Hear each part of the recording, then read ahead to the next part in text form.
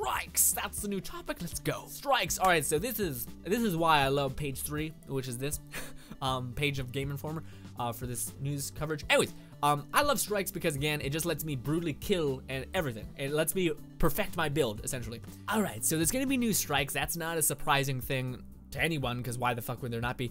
But the one thing that's really interesting is they wanted to make strikes a little bit less repetitive and kind of annoying. So, like, they wanted to make them more replayable. Be a better word, it's replayable right there. Anyways, but how they're gonna do this is basically making it so it can change. The strike can go this way, or the strike can go this way, or it can go that way. So that's actually really cool. How this is going to happen, I don't really know. It could be like you're doing the strike on Venus, and a big ass boss just walks out of the room and is like, hey, let's go, and you end up fighting him, and so on and so forth. Or it could be something like, have your ghost analyze this thing before it drops it even more high. Like, it could be a thing where you have to get to the destination, give your ghost to decode the signal or whatever, and then that would stop the enemies from spawning, and then you could progress. That would be kind of a thing, I think. That's the only way it makes sense in my head, is like different routes that you could take, or different events that could take place to keep you on your toes, kind of, which I think is great. Now, this is the only negative part, in my opinion, for this whole update, for the strikes at least. It says, the strike developers are also working on ways to curb AFK issues. How they're going to be doing this is they're going to be using the method in Prison of Elders. It will teleport people that are too far behind forward, which is really nice. And this mechanic is good in the not helping that issue factor. And hey, me back in post. I'm better at saying things when I'm not looking at a camera. It's daunting. Anyways, all right. So, the thing I want to point out here again, as you guys can tell my snarkiness while talking about this, it doesn't help that problem to me. At least not the way it sounds. Unless there's some sort of mechanic behind dying and you being on your death screen, this doesn't help. This does help you if you're not in this situation and have this problem. For instance, if I say I know this strike like the back of my hands, and I'm able to just burn through it, skip the enemies that I need to skip in order to get to the end boss, I won't be sitting there fighting the boss alone. I will just push my team forward, say that they've never experienced this boss, or say they don't know that, hey, there's an amazing weapon that I'm trying to farm for, and also by us completing this quickly, you'll get that weapon, or you'll have a chance to get that weapon. So it's good in that respect that if a person wants to go fast, your team is kind of forced to go fast with you, because who doesn't want the end tier reward? But to me, this doesn't fix the problem that it's mentioning, the AFK viewers. Like, unless there's some sort of mechanic when you do die, because eventually if you're AFK and you do get teleported to the middle of the battlefield, you will die. But as far as I know, I don't think that deports you back to out of the strike. I do believe that just leaves you in death mode. So I'm kind of annoyed that they're like, this is what we're using to combat that issue. I'm like, doesn't combat shit. Like, it doesn't do anything from people for any of that sort of thing. The problem is still there. And if you try to think about how to fix this, and it gets weird, try to think about fixing this problem, but also realize that it could easily shaft some people in the process. Keep that in mind. Keep that in mind of people being awful with this mechanic that you're about to add to fix this problem, and you'll realize it's not as easy as you thought. I've done this in my head. I'm like, oh shit, no wonder it hasn't been patched yet. It's because it's kind of complicated. But anyways, guys, let's continue with the little analysis. Yes. Anyways, back to the new strikes. A lot of the strikes are going to be a mixture of the raid and the strikes, kind of a middle ground. So what this means is basically you're going to have to do something in the strike. It's not just a kill anything anymore. It's going to be something where you kind of have to balance. You're kind of going to have to balance certain activities. For instance, there's for the PS4 or the PlayStation exclusives, we have this strike where you have to pick up this ball, and the boss fight is this weird separatist bastard who has like these rotating walls, which makes it so you cannot hide behind walls or hide behind cover so easily. You have to put this orb that one of your fire team has into one of the slots, which deactivates the shield. You can lay on your enemy, or lay down on the boss, which is kind of cool. I actually like that.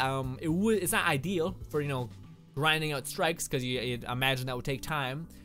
Also, I'm not sure how this is going to affect Nightfalls, because I feel like this would just punch solo Nightfalls in the face. All right, guys, so me back here in post. Yeah, not that I did this bad with Facecam. I don't know. I like talking to you guys right from the microphone. It's weird. Anyways, all right. So the new strike that we actually got information on is the one we already kind of have knowledge of. It's called the Dark Blade. Really nerdy name. I love it though. It's essentially the one. If you guys ever seen any videos of Destiny, there's like that big hulking hive guy with the battle axe. Yeah, she looks crazy. But anyways. So we got some more information about this and some more big tidbits that really deserve some like highlights. All right, so they talk about how in this strike there's actually a tremendous amount of lore based on this character, the Darkblade, throughout the whole entire strike. So they're introducing that as lore through a strike, which is, I don't know, that's big to me. That's crazy, because I love to know about a world and a universe like Destiny that is really filled out and really intricate, mind you.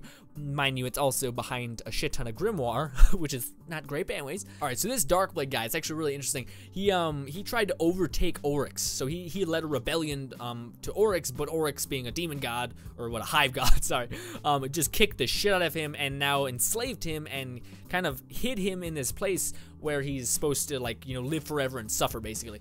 But the Darkblade is actually getting really strong, and it's the Guardian's job to nip that problem, but as soon as it arrived, because having 2 Oryxes is not a good time, so your job is basically to kill this problem before it gets even worse, because I'd imagine he's, you know, he's starting to break his chains or whatever, and that's what that strike is going to be. But it's so interesting hearing that the Hive have, like, a social structure like that, like having an empire, you know what I mean, and each of them listen to the higher-ups. I understand that from the wolves, the Fallen, because you know they follow their wolf captain, but still, that's crazy. Anyways, just wanted to give my little tidbit on that. Thought I would do it better like this than the other way, but yeah, bye. Alright, fuck it. Apparently I didn't do a good job. I'm awful. Anyways, alright, so the thing that's going to be different with the actual strike playlist itself, you know how there's like 3 or 4 strike playlists, each having to do with light level and your level stat? No longer going to be the case. It's actually going to be broken into 3. So the first one is going to be kind of for your lower level characters. At least that's what I'm imagining by. And essentially what this first strike, which I imagine will be the first strike that's available to you, is actually going to be all of the vanilla strikes plus the DLC content. So basically all of the year 1 strikes. So that means Dark Below strikes, House of Wolves strikes, but not the Taken King strikes.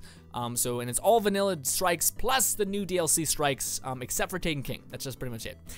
But it does not specify that this is going to give you legendary marks or legendary engrams, which makes me believe it's going to be one of the, like, lower end strikes. But anyways, the next strike is actually it actually confirms that we're going to have legendary marks available plus legendary engrams. And it also mentions that it's going to be heroic difficulty. So if you know how we have a heroic strike for strange coins, it's going to be at that level of difficulty, which is really cool. But then the third strike playlist is like a monkey strike, the way they make it sound in Game Informer. I don't really know how it's like called a certain name. Apparently it means monkey. I'm an idiot. I don't know. Anyways, so basically what this playlist is going to be, the third playlist, it's going to actually act as a hub for anyone who just wants to experience the Taken King's strikes. So it's only going to cycle in the Taken King strikes, and I would imagine they're all going to be at heroic difficulty, because these strikes are pretty much like the Taken King, which Taken King is not it's end game content, so it's probably gonna be like level 30, so you're gonna have to be a high level to access that. So I would imagine that would just come with the territory for you to get legendary engrams and stuff like that. So anyways, just thought I'd talk about that real quick, and boom! This is the one thing that I'm kind of not 100%. It says appropriate matchmaking now occurs behind the scenes. I don't know what that means. Was it like, will that mean you'd no longer get partnered with like a level 5? Because I'm fine with running with a level 5. In fact, I feel good about it. I'm helping this guy get through this damn thing, and I knew how hard it is as a level 5 to get to a level 7 strike. I'm fine with this dude like sticking around, as long as he revives me and shit. Like that's what you're there for. You're there to revive people because you can't do shit for damage. But anyways, still think that'd be really cool. But I'm not sure what that means. Again, there's just so many things that's like, I need to know more. I'm a psychopath. Alright, so Nightfalls, those strikes, right? So let's talk about those. So now the strike modifier is going to be handcrafted.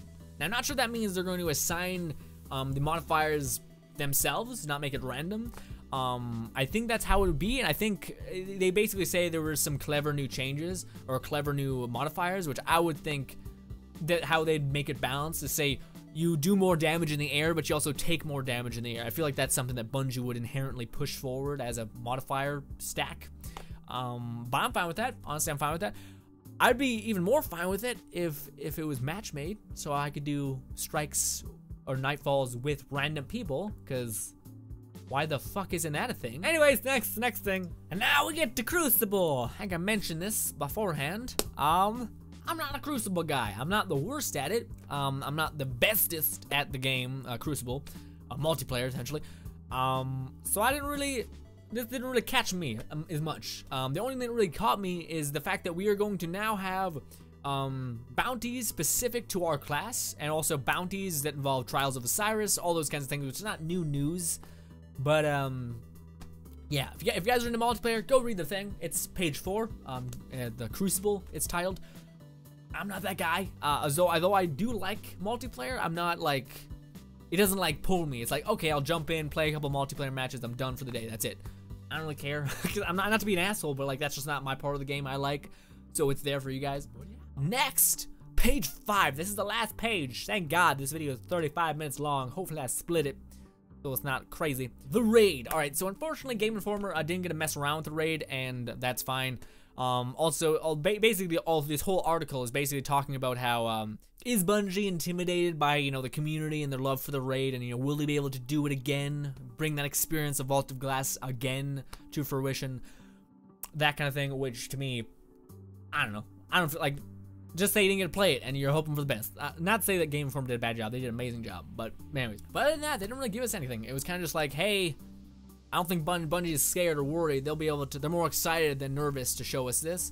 But one thing on the raid that I like to talk about is I hope, I'm not sure if this is true or not, but I really hope the raid is after the game, after the DLC launches, like a solid 2 months after the game launches, or not 2 months, that's a bit much, maybe 3 weeks, just because I feel like that would be a lot, that'd be enough for players just to kind of dig in, and I also think Bungie would do that for the fact that they would like to monitor that, they like to see, what like the Twitch stream, and like, you know, they like to watch all these people go at the raid, so I don't think they would let that out on day 1 because everyone would be grinding to try to get to the level 34 or level 40, just to be able to do max damage, and it would just be kind of awkward. So they've never done a raid drop on DLC. It's always been after the fact, so that just makes the most sense to me too. That way people get to enjoy themselves, as opposed to people that really want to play the raid to just try to grind out as much level as you possibly can and then jump in. Now, apparently I skipped page 1 because I'm an asshole. And then we've already talked about storytelling mechanics in a previous video, or the previous little update chunk, which just kind of talks more about that,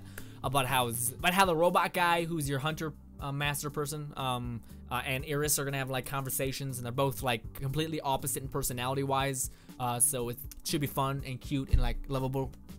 And yeah, that's pretty much it. So we got one of the biggest topics for me is ghost shells. The second thing is the taking in the Dreadnought having an exotic weapon treasure hunt, basically. Strikes becoming more complex but fun. I'm drawing a blank on the third one, but I'm sure there's a third one. Voice in my head, if there was, then boom. A gunsmith allowing you to get weapons and shit. Cool. I don't know.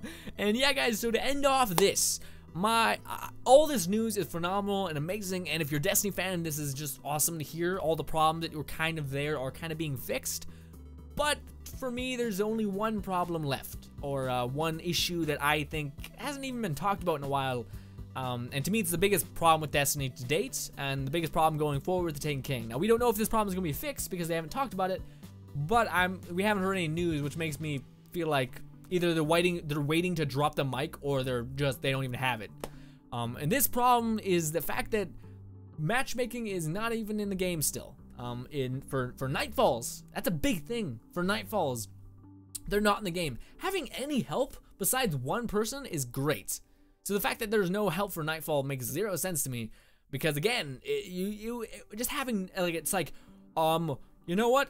No, don't play that content. It's like, why? No, I'm gonna play the content regardless. Let me have help. Like, it makes no sense that they haven't introduced this yet. And on the topic of raids, I don't know why they haven't, like, you know, match made that. Like, everyone knows how to do it. If not, it wouldn't be an issue to tell someone, hey, do this. You know, go here. You know, it wouldn't be that bad to see someone who's having troubles with like a certain event and just get on mic and be like, hey, dude, this is what you do. You go here and boopity boppity babbity boo. Done. It wouldn't be that bad. And it's really annoying because it's like they're like, you can't experience this content because we're worried it's not gonna be great for you. You know, it's supposed to be enjoyed with buddies and stuff. You're inherently forgetting the fact that not everyone can just get a buddy to play with immediately, and not a lot of people just like to play in a random game full of people that they don't know. Why not just throw me into a random game? Then my experience is not gonna be shifted in any way. I just feel like that's the biggest problem. Like, so many people are mad about the fact that they're not being able to like take any legendaries with them or take their like old weapons with them. To me, that's the thing that hits home. Is the thing that the people that have maybe their friends are playing Call of Duty all the time, maybe this or that, they still can't experience something just because of the fact that they don't want to go on forums for a long time. They don't want to go to a said place and, you know, talk to people who, you know, they don't fucking know at all. But yeah, guys, that's my own little gripe with Destiny right now, is the fact that there's still no matchmaking system for most of the things in the game. Like for Nightfalls, it should be there. For some of the old raids, not the new raid. I would understand the new raid, that not being a thing. But for the old raids, like Vault of Glass, where everyone's seen a stream and like thousands of videos of it, they know how to fucking do it. Same thing with sort of Crow's End. I feel like those should be match made. But yeah, guys, that's gonna be it. Thank you guys so much for watching. As always, it's been Destiny, talking about all the new things and all the exciting things that are coming with the Dreadnought and all that kind of stuff, which just kind of reinforces a lot of badass shit that we've already heard, and I'm so excited. But anyways, guys, thank you guys so much for watching as always, and later, guys. I said I'm so excited, like, oh, I'm so excited. That's better. Crazy eyes. I'm okay. Bye.